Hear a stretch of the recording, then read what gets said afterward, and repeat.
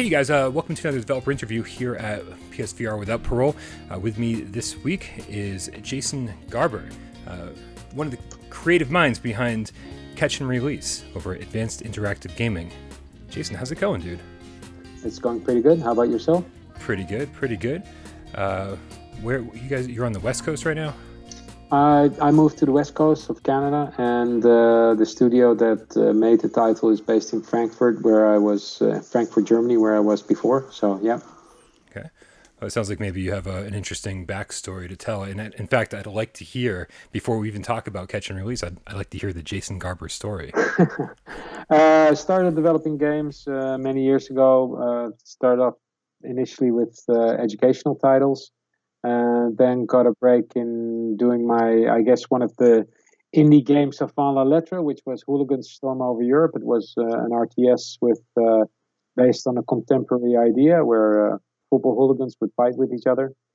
And then after that, I just made titles for various companies, judo titles and so forth, a card game.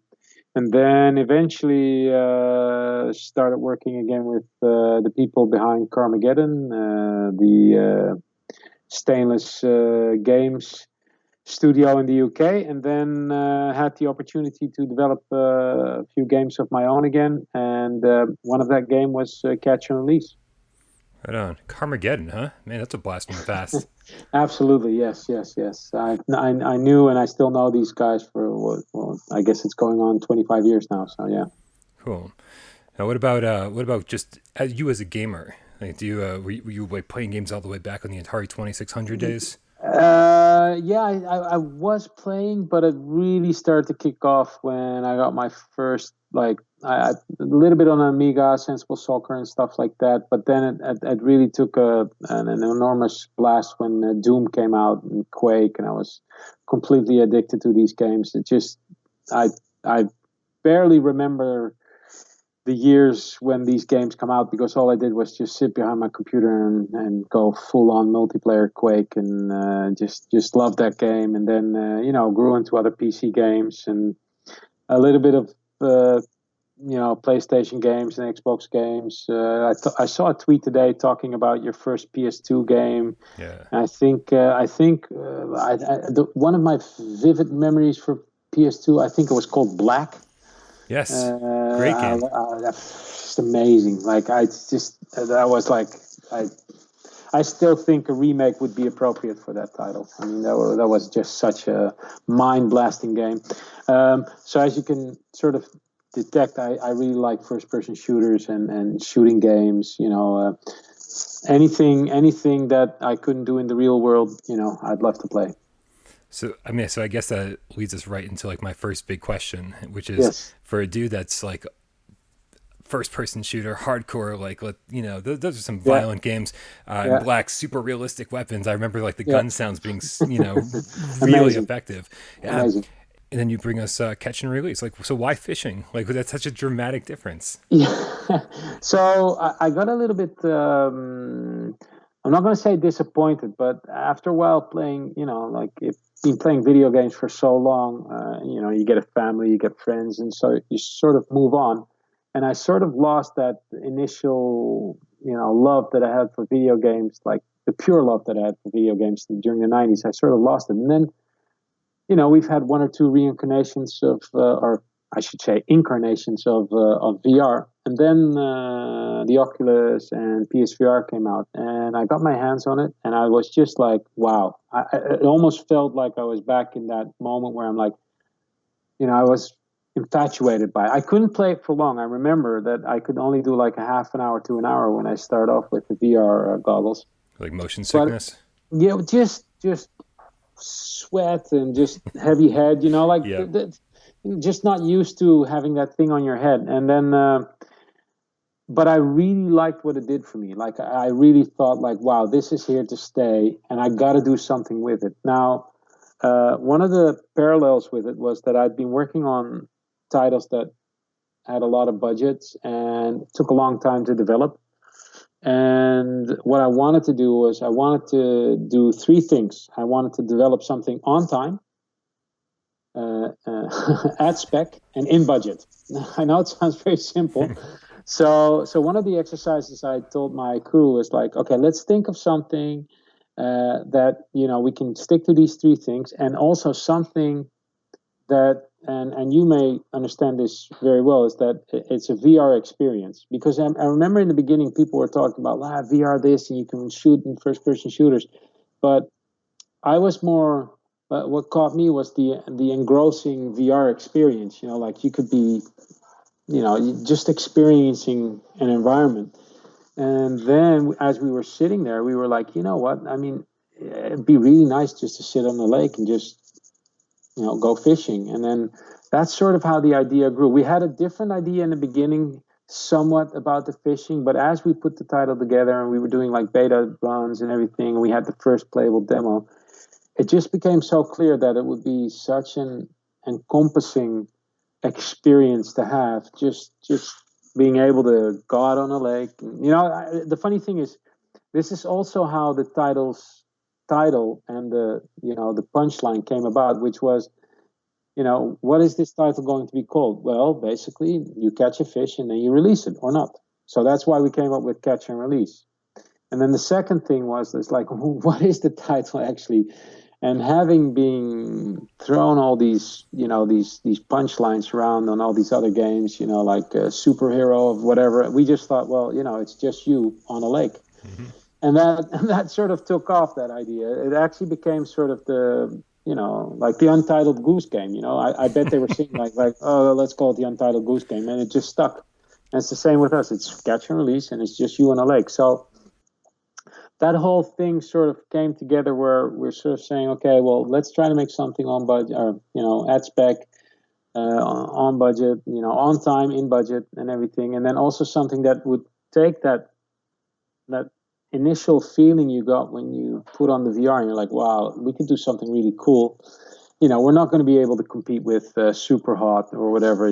Those games are just phenomenal in their execution, but probably also with the amount of work and effort and everything that was put in. So we tried to do a small team and really focus. And I think a lot of the Catch and Release players, on the one hand, don't like it, and on the other hand, like it, which is, we just really wanted to focus on the experience on a lake. We're not going to do a lot of other levels. We're just going to focus on this one thing and just execute it really well. Just do this really well. Yeah. And I think we got away with it. I mean, I think, of course, there's a lot of people asking us about extra levels, and we just did the cave update where we sort of added the extra level. And I hope people understand is that it's, when you set out on a title with a relatively small budget, you're trying to do your best to make the architecture and everything fit, that you can do extra stuff. But we really just wanted to focus on getting the experience right and getting the whole, okay, so this is VR. I mean, it was really a discovery for ourselves as well on how this whole thing would work, because, we'd never developed a VR title before. So it was also an exercise for ourselves in how a VR title would be assembled and how that would all work. We're still, at present, I think, if you would do a post-mortem, I think we did a lot of things right. We did a few things wrong. But all in all, it was actually a great experience. And especially, of course, now that with the love that we keep getting from Steam with the ratings, I mean, I think we're at 92 or 93%. It's really very rewarding for the team to see this, because, you're still, for us, it was experimenting with a new sort of medium, mm-hmm.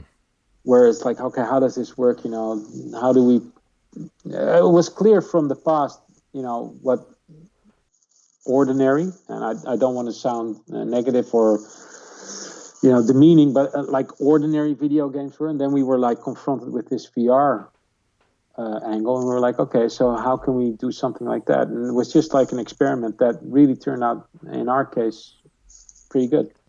Well, I got to say, for the record, I feel like you absolutely can compete with Super Hot, because I mean, I feel like both of those, your game and Super Hot, they don't shoot for the stars, but exactly what you're saying, what both games do, they both do really, really well.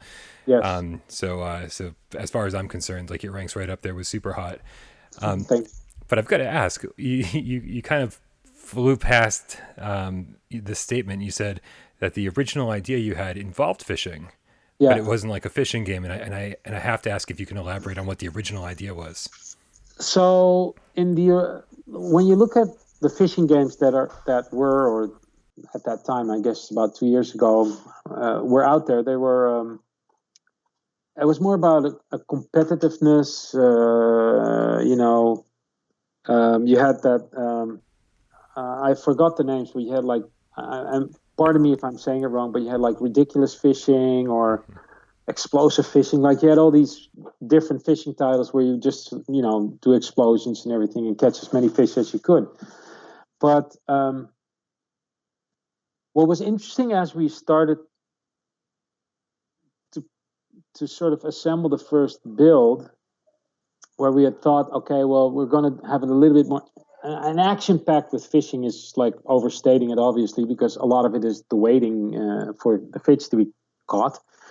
But I mean, there's games out there that on Nintendo Switch where you have, I think, a Ubisoft game, which is, it's sort of like tension building. You catch the fish and you're fighting with and everything. But that's not really how I remember fishing with my grandpa or going onto a lake. It was more sort of like you get up at 4 o'clock in the morning, you sit in the car and you go to the lake, you're freezing, you get like a cup of coffee and then you sit there and you go out the lake, and then it's sort of like, okay, so you do this and that. And so as we were talking about it, we sort of realized we could actually slow this down. And then something happened which was really interesting, is that a lot of the testers, when we put ourselves in the rowboat, that was like, it was almost like a magic moment. Like, wait, I'm not motion sick at all, And a lot of people say motion sick or not, whatever. But I'm just saying, it's because you're on a boat, you immediately accepted that that there could be a little bit of motion, or because you're looking at the horizon. So the moving of the boat was so natural as you were sat down. We were like, this is such a nice experience, and especially with a little bit of ambiance, like you've played the game, and you've got the bear coming down, and then you had like the deer and everything. You got a little bit of things going on. It was just like, we literally had beta people just sit there and go like, oh, it's really beautiful. Yeah. and you can see it in the art direction as well. And I remember, now that we talk about it, I remember one of the guys in the design team just said, you remember what's that game called? Firewatch. Mm-hmm. And you get to the lake and you can't fish. And I remember in one of the briefings, we went like, well, how about Firewatch, but you can actually fish in blue. So instead of orange, it should be in blue. And it was like, oh yeah, let's try that. And so that's how the whole sort of art direction came together. And the experience was, I remember one of the guys going like, yeah, Firewatch, but you can actually fish on the lake where you get, and it's in blue. And it was like, wow, that actually sort of encompassed sort of in a punchline what we were trying to achieve. And I think when the art direction and the rowing and the fishing came together, we were like, and then somebody at Oculus said they don't want to call it games, they want to call it experiences. Mm-hmm. And that's where we were sort of like, okay, well, we've got this, we've got that. And then Oculus is saying it's an experience, a VR experience. And we put it all together. And that's actually what we're doing. We're actually giving people a VR experience. And I mean, I don't know if you've read some of the reviews, but, going further on that, what was really interesting is that we got mails from mails or reviews or people reaching out to us saying, look, I've got veterans here that have debilitating disabilities. They can't use their arms or whatever, or they can't walk, whatever. And, I don't want to go in specifically into what they had, but what I'm trying to say is they were saying like, you're giving these people a chance to go out on a lake and just with the VR glasses, they're sort of experiencing fishing. It's like there's a lot of research now being done with VR with these phantom pains where people miss limbs or whatever, and they're trying to. I mean, I don't know too much about it. I occasionally read about it, but the mails that we got were like people were like, "Wow, I remember going out fishing with my granddad, and he's got like some non-moving disease at the moment. Like he can't go out anymore for whatever the reason." And so we gave him the VR helmet, and he was like, wow, it's fantastic. So it really, on that VR experience, fishing on a nice lake, just being a good experience, we also got that feedback back which was an amazing thing for us to read these mails like, whoa, wow. Sure. It's like we didn't even think about that. But of course, it's just gradual improvements as you develop the game, and you're like, okay, well, we're onto something. And then you get the feedback from the audience where it's like, okay, no, we really did it correctly, I guess, so to say. And and just on that note, before I say that everything is correct, there are, of course, people who say, well, the fighting isn't right with the fishing or the throwing or the rod. And we try to be proactive in answering why we took those choices, the way to solve the problems. Sometimes it has to do with the controller. Sometimes it has to do with, the limited amount of things that you can get the controller to do, or just the overall, how long do you want to, how long do you want to wait for the fish to catch? But these are all the one thing we say is we're not a fishing simulator. We're not a purist fishing simulator. We're really just trying to have people the way I imagine it often is so somebody buys the VR device, buys the obvious games like, Beat Saber, like, damn, that's a good game, right? And everybody loves it, and I love it. It's obvious. Or they buy Super Hot, or they buy some, oh yeah, now I can do the shooting from the VR perspective. But then occasionally people will be like, oh, I need something a little bit more calm. And then they end up with us, and then they have like this, like, oh wow, this is actually quite a good experience. So I think that's how we see the title fit with people with the VR devices. They'll spend a couple hours relaxing while playing other intense games, or it's interesting to have gone through that process when we released the title. I mean, did you realize while you were developing this game that that you were making a game for people that weren't even interested in fishing?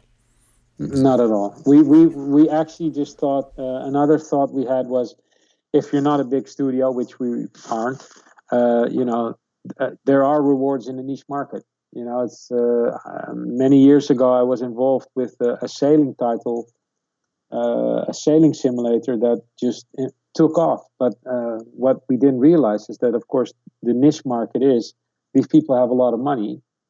Because they have sailboats, but they can't go out sailing 365 days a year. So they're really into having a PC with a sail simulator. And so we thought, well, with a niche market like fishing, there's definitely people out there who like to go fishing. So and maybe if they have a VR device, they'll like it. And then, wow, there are more people than we expected. So yeah. And I think now we're thinking about doing a little bit more with the catch release as an IP, I guess you could say. Mm-hmm. Is that we think it's more like it's still fishing, but it could also be a little bit more of the outdoor experience, like just of course there could be different lakes or different venues where you could fish. And I'm not saying we're developing anything at the moment, but it's just that you start to realize like, wow, it's maybe a metaphor for just being outdoor. Like people living in urban areas who just want to relax in the evening and, put on a VR device and sort of go fishing. With the with the three different goals you had when you set out to develop this game, I mean, there's so much in it, and there was so much even in it at launch. Forget about all the all the updates and patches you've delivered over the last 2 years. But like, eating and drinking and skipping stones, but to meet the three goals you had from day one, was there anything that kind of got left on the cutting room floor? Other stuff you wanted to add initially? I think with the updates, so one of the things we wanted to do was, like fishing in the rain, which is so moody.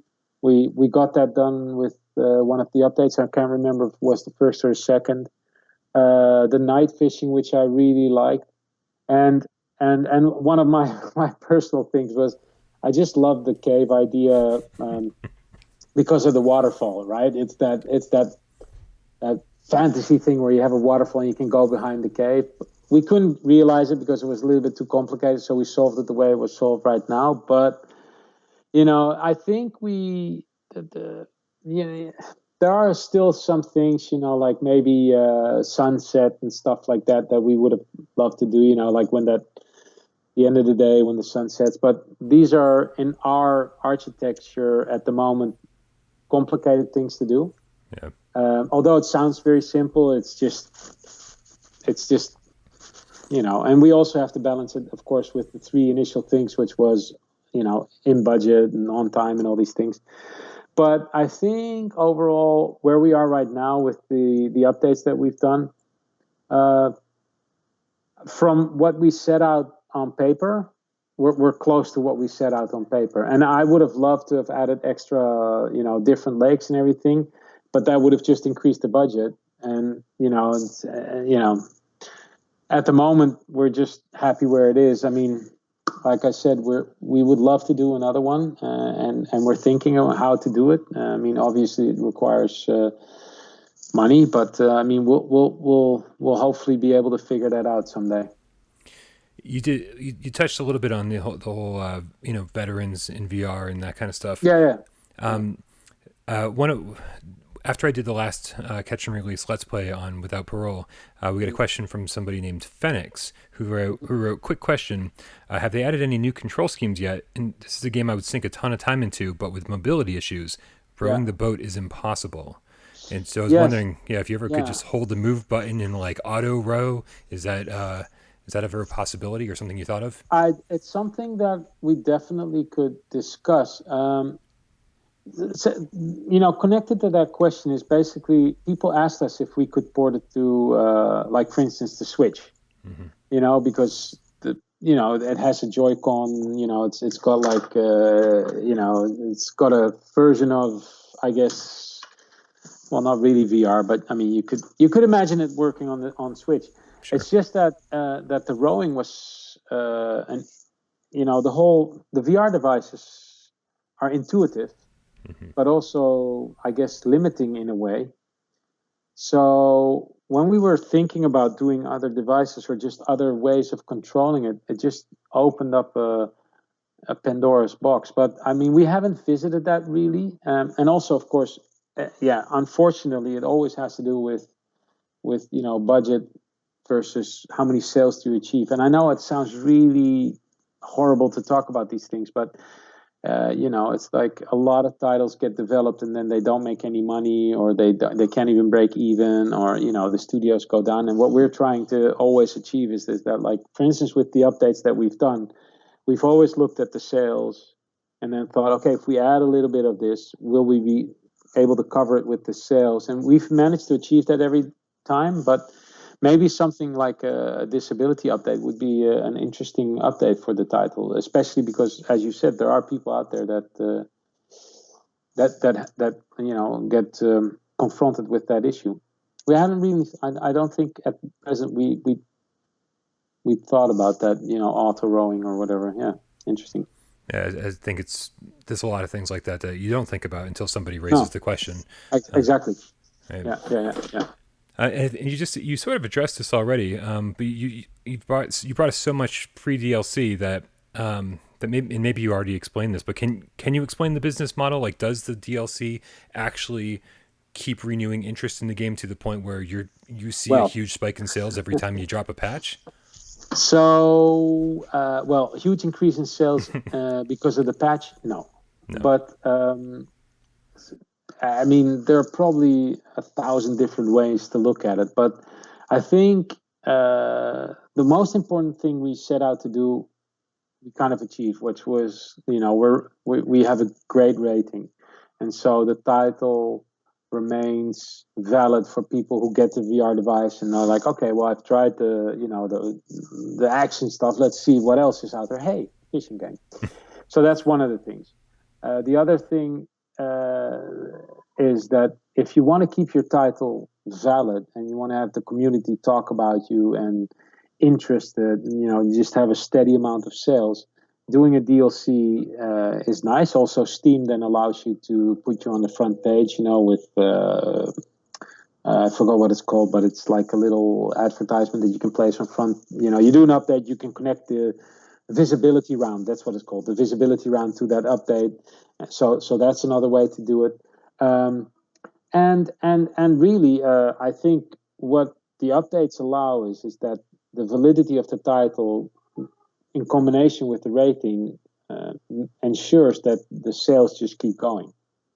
And if you have a good title, which in our case we kind of have, it just it gets to a break even and makes a little profit if you don't look at a peak sale, but just as a steady ongoing sale.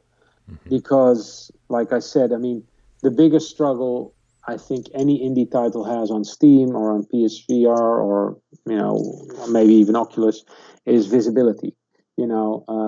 If my idea is, I have another game out on Steam. Its rating is 90%, but it's not selling huge numbers. But that has everything to do with the visibility, because obviously it's not a bad game. It's just that people don't get the titles seen, and if you want to spend $100,000 or $10,000 on marketing, will that generate enough money to get it back? It's such a delicate balance that you're trying to find between, okay, so we do the update or not. And so with Catch and Release, because it's rating so well and people still continue to buy it, the updates were justified because it basically allowed us to show people, like, it's not a statue, it's not a standing still water. It still was trying to add stuff and make sure that even if you have the title, you'll come back to play it again. Just, oh wow, night fishing, and you'll spend another 2 hours. I mean, after all, it's being sold for $20, whatever it is in the other countries.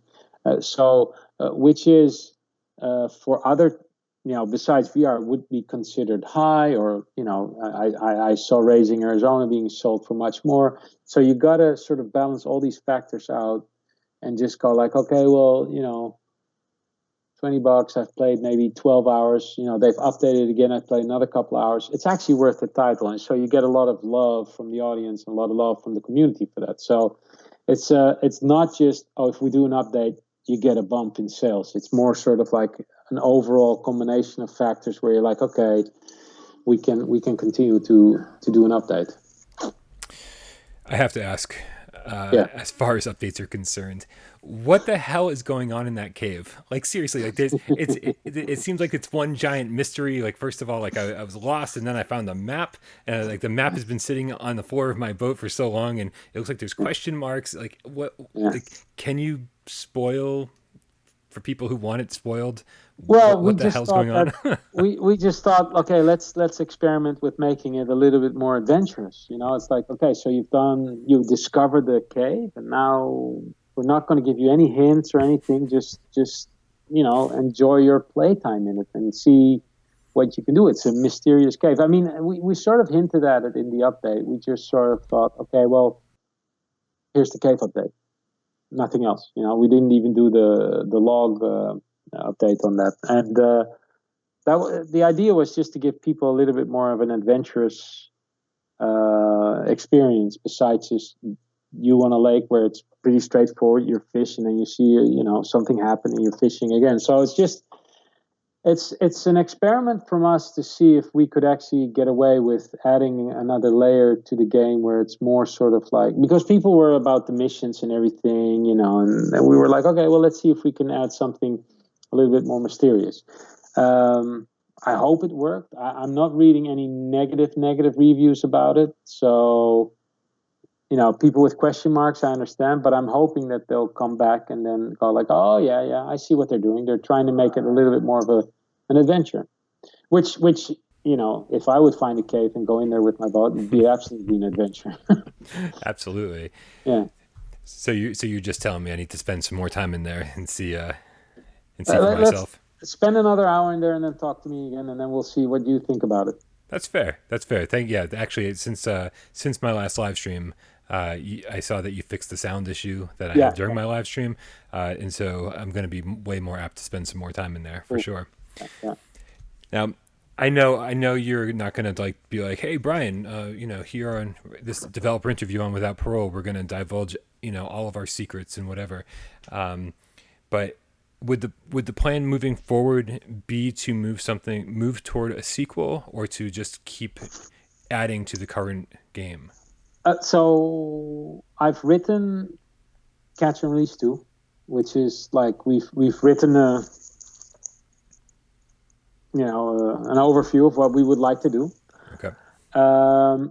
We think that continue. I would love to continue with the Catch and Release original title, but I think there's just a limit to what we can do with the architecture that we set out, and you just have to blame our initial 6 months where we're like, oh wow, we're just discovering things, and people can say, well, you should have done it like this or like that, but we didn't. So I think Catch and Release as the first title, we're pretty much, maybe some bug updates or maybe some other things, we're still looking at it. What I did do was, with two of my guys, we wrote sort of Catch and Release 2, which would be sort of more a step forward on the first one. More environments, a little bit more activities, all related to sort of an outdoorish kind of aspect. So, different environments, perhaps different kinds of fishing. I'm not saying fly fishing because I don't know how to fly fish. So I wouldn't even be able to know how to do that. But just something a little bit more, with more meat on the skeleton. A little bit more extensive. Now, having said that, I just want to make clear, I don't have the budget for it right now. So I'm talking, I'm figuring it out, and trying to see how I could do it, because the initial Catch and Release was done on a shoestring budget. We tried to keep it as realistic as possible, looking at the sales, going, okay, well, could we expect these amounts of sales? All right, so that's what we would think we could spend on it. So now, if we were to, and I spoke to some of the platform holders, and it was like, well, but they were obviously thinking about other things or other titles. So I personally think it would be awesome to do something a little bit more extensive, different environments, a little bit more outdoorsy, a little bit, maybe different types of boats, maybe different types of, maybe on a river fishing, whatever, stuff like that. But I haven't solved the puzzle yet on how to financially pull it off. If you do decide to launch a Kickstarter or anything like that, Yes. please, keep us posted so we can, point the audience in the right direction and maybe help you get funded. And actually, that's one of the things that we're thinking about. It's like, could we do this in that way? Could we do it sort of like maybe even Patreon or something like that? But we haven't set the step yet. Okay, well, I know that some of the viewers would absolutely have my head if I didn't give you a list of things we want for a potential sequel. Yes. And one of the things we would love to do is have speedboats. Yes. We want speedboats. Yeah, right? yeah. And then we write it down. And look at you. Got it. Yep. And then we'd like to at least be on that lake with one other person, so we could do speedboat races. We want multiplayer speedboat races. You know what? I mean, so the interesting thing about multiplayer, a lot of people are asking us, and they're saying it's super simple and everything, but it's, in our opinion, like, we've looked at it so many times, and we're like, is it? And we have an idea on how to do a multiplayer thing, and I would absolutely love to add that to a fishing game, and it's part of the plan we wrote. So that's also something where we're sort of like, okay, well, that requires some budget in order for us to achieve that. But yeah, no, it's absolutely. I mean, maybe it should be an electric whispering speedboat to keep the fish nice and calm. But Maybe. yes, no, absolutely, absolutely. All right, well, get out that pen, because I got one more for you. This is gonna blow your mind, as if you haven't already heard it from 1,000 other people. But I still have to say it. We want to open that little catalog of stuff to buy, And Yeah. I want to be able to buy scuba gear so I could get down there and see the fish, and so I can go scuba diving first before I go fishing, so I know where all the cool fish are at. Yeah, maybe get the spearfisher out. There Maybe you something go. like that. No, I think it's funny how you mention that because I really think there are. I think what catch and release proved is that there is an outdoorish title possible that goes beyond just sitting on a boat and fishing. Yeah. And I think ideas like this really fit in that sort of like, hey, the great outdoors, Mm-hmm. whatever, it's a camping title basically, where you do all these activities. But like I said, it does require us to solve the finance puzzle because you could, and this is just as a developer, you know even if I could raise whatever, a couple of million to do it, right? Let's say 2 million. Mm-hmm. Would I then be able to achieve that in sales? Like, would I be able to achieve that money back through sales? And this is where I often am worried. With catch and release, we managed, to take a small budget and go like, okay, we'll sell this amount of units probably, and we did. And so that's like, yeah, we did it. If all these things would be in, the budget would exponentially grow, and then I'd have the same question: would we be able to sell these amounts of units? And I wouldn't be able to tell you right now because, I read the sales figures for Beat Saber, and they're just phenomenal. But that game is also like everything is 100% on that game.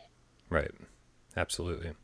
It's Before we wrap this up, I've got two questions from two of our viewers on Discord. One of them, Fries and Chip, said, "Any chance for a physical release of the game? I imagine it would do well released by companies like Limited Run Games or Perp Games." The funny thing is, I actually tried to get a hold of. Maybe I'm saying it wrong, but Bass Pro Shop. Bass Pro Shop, yeah. Yeah, right. Mm-hmm. Because I said, I think, they've got one or two titles out there that they finance, which are kind of, in their way, a fishing game. Mm-hmm.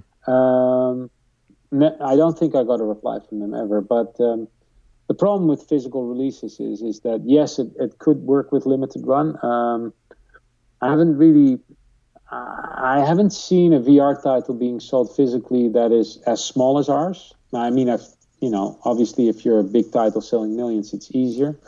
But it'd be interesting, and especially if you can get it into that, But again, people who visit Bass Pro Shops aren't necessarily the people who have the VR devices, right? So it's like maybe not, right? Maybe you don't know. So, but it's an interesting question. I'd love to have one of those physical things in my bookshelf. That'd be nice. I mean, like Limited Run Games. I mean, I don't know what their deals are over there, but usually it's a run of 1,500 to 2,000. Yeah. And I've seen games like Pixel Gear be sold over there, 1,500 copies. Just recently the Jupiter and Mars, and I think those games aren't going to sell nearly as well. So I hope if you do go a physical route, you'd go with somebody like Perp, who will sell as many as are ordered. Yeah, and it's more sort of a collector's item now, right? I mean, it's more like for the hardcore. Yeah, it's not like you buy it because you want to have it. It's more sort of like, look at me, I got like a beautiful physical thing. Yeah. No, I agree. It's a nice idea. I love having something tangible besides just having a download. So. Well, you and I, we're both old school, man. Like I've got thousands of video games on my wall. It's like I've been a collector since I was a kid. And trust me, if you switch countries with Apple and you've bought like a shitload of movies, and then all of a sudden you're like, oh, did I lose all these movies now because my credit card doesn't work anymore? You're like, oh. Jesus. So I like physical stuff. So, and I know there's a solution for the movies. I finally figured it out, but I can imagine, it's still, you're only renting it. So yeah. This is true. The other question comes from, actually it's not a question, but it's probably a good way to wrap this up. It comes from Orseek, the Game Cat. By the way, the Game Cats are the viewers of our channel, and I'm going to make you meow before this interview is over. That's part of the interview deal. I didn't tell you about it ahead of time for a reason. Orseek says, not a question, but I do want to thank them. It's one of my favorite games and one of the best to listen to podcasts to while I'm playing. Awesome. And hey, and you know what? That's actually something that's really interesting because I'm a big podcast fan myself. Yeah. And if you're doing something like that in a nice environment, and like you're outside working in the yard or whatever, you're doing something, you're listening to a podcast, it's almost the same, right? With catch and release. You're just doing something, relaxing, and you're listening to a podcast. Absorb that knowledge all the time. Excellent.